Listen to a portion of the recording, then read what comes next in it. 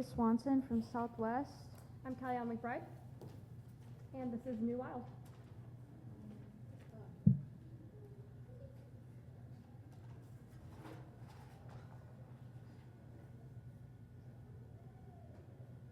Show me the wild.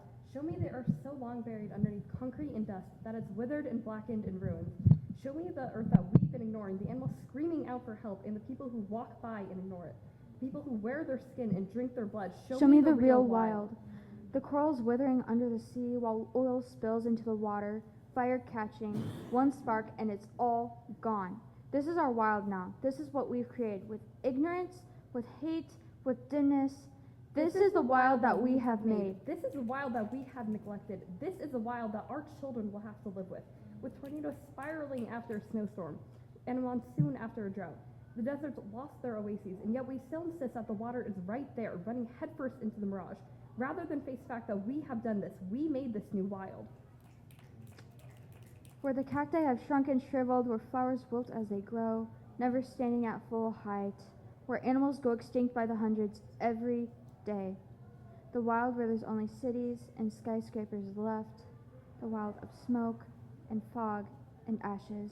Is this even the wild anymore? We're screaming at celebrities and TV, the traffic when it's too slow. But where's the anger when everything on our planet is gone?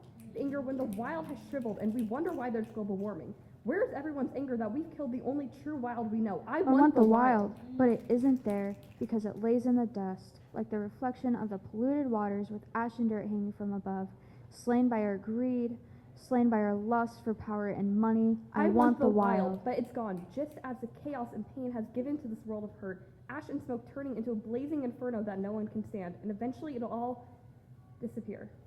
This is what we have made. This is our new wild. I'm Maggie. I'm from Arts and Humanities. Impossible! And this is Expectation. I will be here waiting until time shreds my skin from muscle, rends the muscle from bone, and the memory from every stranger on the street who ever wondered how long a ticking time bomb could possibly hold on, until the only thing left is a skeleton. And I could hang in a dusty closet like I was always meant to, with no name, no future, and no past, not even a present.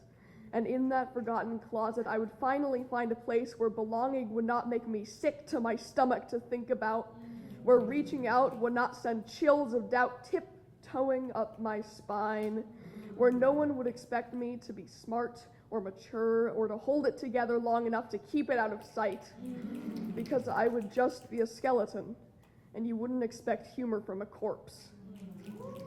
I'm unable to prevent myself from flipping my opinion like a metronome, desperately longing for someone to notice that something is wrong, to notice when I want to peel my body open like the weird little moldy misshapen orange you find in the bottom of your fruit bowl when everything appetizing is gone. But to notice would mean that I am not an untouchable persona, and I could no longer hide in my own mystique.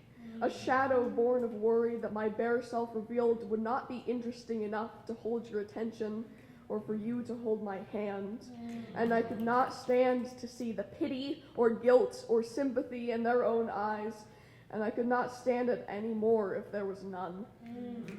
I was born with an indescribable guilt etched into the very marrow of my bones, and a world-weary wretch waiting to toss insults around in my head, and a hatred so ingrained I can't remember when I got so mad.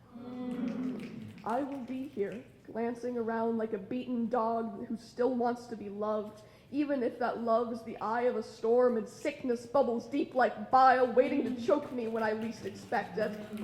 Even if all I get is to sit in your presence and listen to you forgetting me. I can still remember how her shirt felt against my cheek and the warmth of her hand against mine.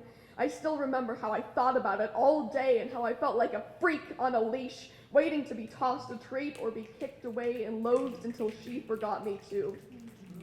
But I am still here, and I will always be here, whether I want to or not.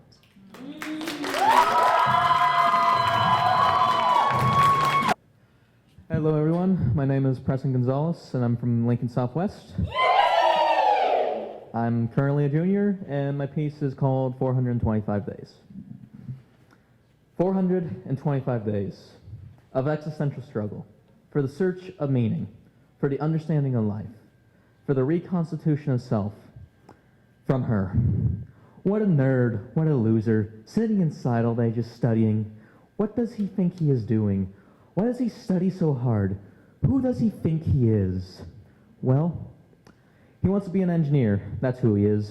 He wants to be known, to be seen, to be loved, for seeing the world in a way that's admittedly different. For it to be known that he wasn't quite perfect, to be known that he was human. How dare you? I was the one who came to you, who loved you, who realized how kind you were, so how dare you say your humanity was never known? I told you I needed time. I told you give me a month to get my life together. Both these rumors and unintelligible lies. I cannot stay along for this ride. Rumors? Rumors? You believe rumors over your significant other? Over your own girlfriend? What happened to communication? What happened to clarification?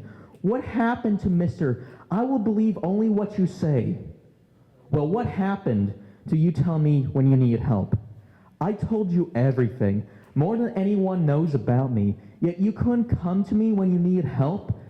I don't care about the rumors. I care about your refusal to ask for help. How could you go about telling everyone you had these issues, that you had these struggles, except for the man who told you he would help, the man who was willing to give everything for you? I might not known everything, but I wanted to help. Like you could help. You haven't survived anything.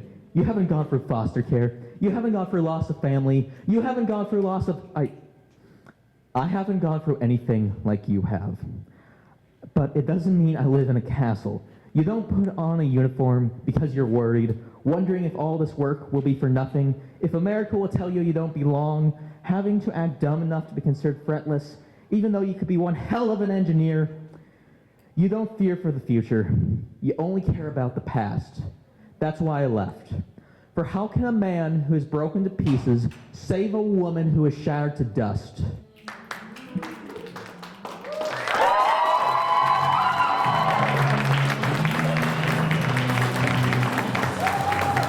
Give it up! Give it up for the poet!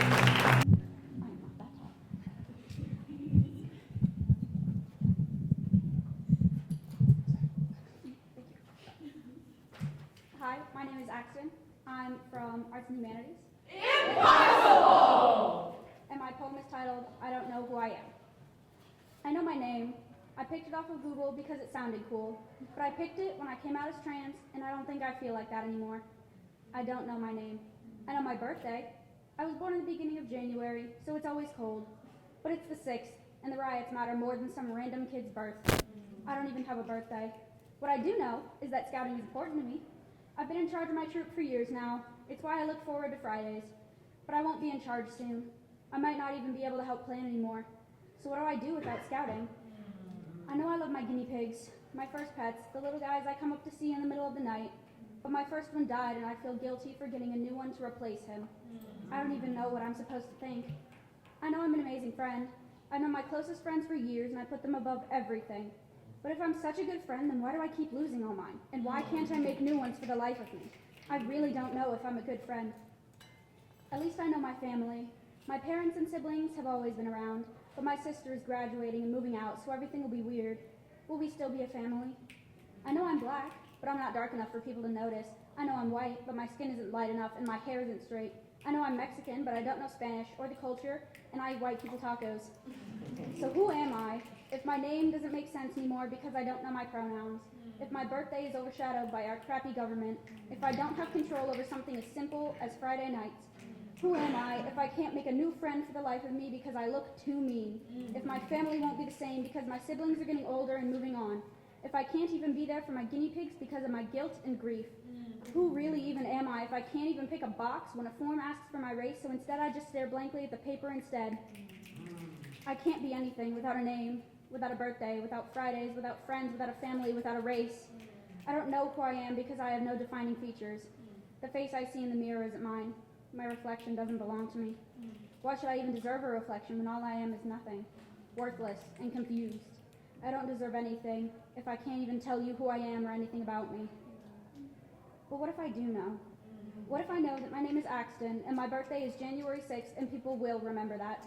I can choose what I want to do on my Friday nights, and my friends will be there with me, and my family will support me no matter how far, and my guinea pigs can be happy together. And you know what? My race doesn't matter because I know who I am. I am me.